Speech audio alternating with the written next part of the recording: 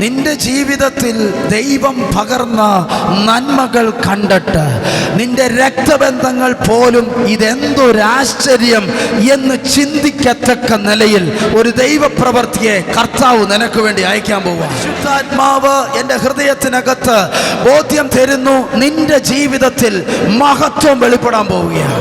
നിന്റെ ജീവിതത്തിൽ കണ്ണുനീരൊഴുക്കുന്ന, പ്രാർത്ഥിക്കുന്ന, ആമേൻ ആമേൻ, നാളുകളായി, മാസങ്ങളായി, വർഷങ്ങളായി ഒരു വിഷയത്തെ തന്നെ കേന്ദ്രീകരിച്ച് പ്രാർത്ഥിക്കുന്ന ചിലത് ഇതിനകത്ത് വന്നിട്ടുണ്ട്.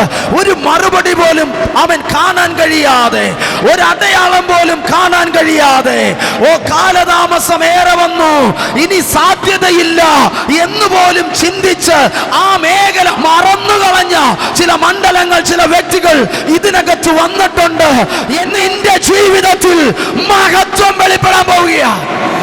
ആമേൻ ആമേൻ. ഞാൻ വിളിച്ചു പറയാം, നിന്റെ ജീവിതത്തിൽ എൻ്റെ ദൈവം ഒരു പ്രവൃത്തി അയച്ചു കഴിയുമ്പോൾ, ഒരു മഹത്വം വെളിപ്പെടുത്തി കഴിയുമ്പോൾ, ഇതുവരെ നിനക്കെതിരെ നിന്നവർ, ഇതുവരെ നിന്നെ പരിഹസിച്ചവർ, ഇതുവരെ നിന്നെ നിന്ദിച്ചു മാറ്റി നിർത്തിയവർ, ഒരുപടി കയറി പറയാം, നിന്റെ വഴി അടച്ചു കളഞ്ഞവർ, തകർച്ചയെ ആഗ്രഹിക്കുന്നവർ, നിന്റെ വീട് വീണ് കാണാൻ ആഗ്രഹിക്കുന്നവർ, നിന്റെ കുടുംബം തകർന്നു കാണാൻ ആഗ്രഹിക്കുന്നവർ,